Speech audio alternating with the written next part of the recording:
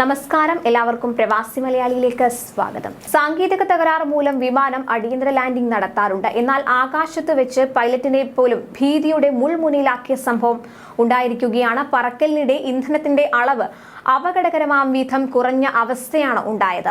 എന്നാൽ അപകട സാധ്യത ഒഴിവാക്കാൻ അടിയന്തര ലാൻഡിംഗ് നടത്താൻ പൈലറ്റ് തീരുമാനിക്കുകയായിരുന്നു.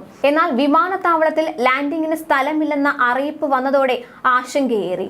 UK-യിൽ നിന്ന് ഗ്രീക്ക് ദ്വീപായ കോർഫുവിലേക്കുള്ള പതിവ് യാത്രക്കിടെ ജെറ്റ് 2 വിമാനത്തിനാണ് അപകടകരമായ സാഹചര്യം ഉണ്ടായത്.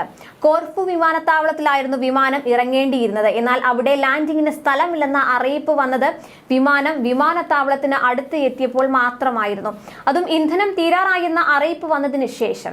ലാൻഡിംഗിന് സ്ഥലമില്ലാത്തതിനാൽ 400 കിലോമീറ്റർ ദൂരെയുള്ള മറ്റൊരു വിമാനത്താവളത്തിലേക്ക് വഴിതിരിച്ച് വിടണമെന്നായിരുന്നു പിന്നീട് പൈലറ്റിന് ലഭിച്ച നിർദ്ദേശം. പിന്നാലെ അത്രയും നേരം ആകാശത്ത് വട്ടമിടാനുള്ള ഇന്ധനം വിമാനത്തിലില്ലാത്തതിനാൽ പൈലറ്റിന് 482 കിലോമീറ്റർ അകലെയുള്ള ഏതൻസിലേക്ക് യാത്രക്കാരുടെ ജീവൻ രക്ഷിക്കാൻ വിമാനം വഴിതിരിച്ചു വിടേണ്ടി വന്നു.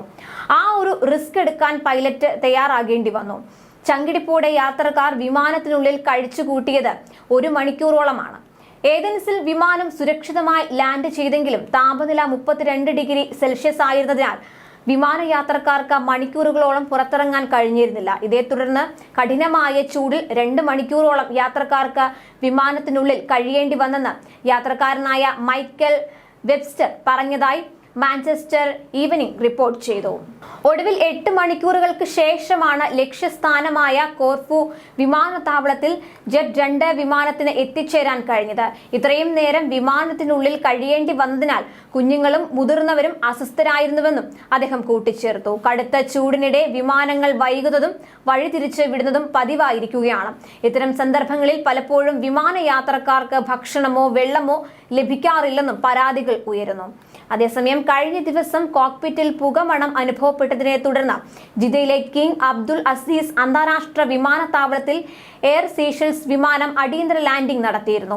137 യാത്രക്കാരാണ് വിമാനത്തിൽ ഉണ്ടായിരുന്നത്. വിമാനം വിജയകരമായി ലാൻഡ് ചെയ്തു.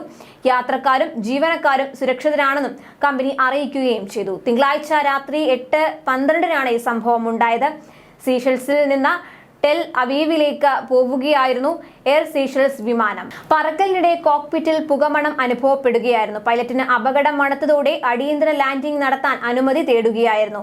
വിമാനത്തിൽ നിന്ന് എയർപോർട്ട് കൺട്രോൾ ടവറിന് അടിയന്തര ലാൻഡിംഗ് നടത്താൻ നിർദ്ദേശം ലഭിച്ചതായി കിങ് അബ്ദുൽ അസീസ് അന്താരാഷ്ട്ര വിമാനത്താവള അധികൃതരും അറിയിച്ചിരുന്നു. തുടർന്ന് വിമാനത്തിന് സഹായം എത്തിക്കാൻ എല്ലാ സജ്ജീകരണങ്ങളും വിമാനത്താവളത്തിൽ ഒരുക്കിയിരുന്നു. കൂടുതൽ പ്രവാസി വാർത്തകൾക്കായി ഈ ചാനൽ സബ്സ്ക്രൈബ് ചെയ്യുക.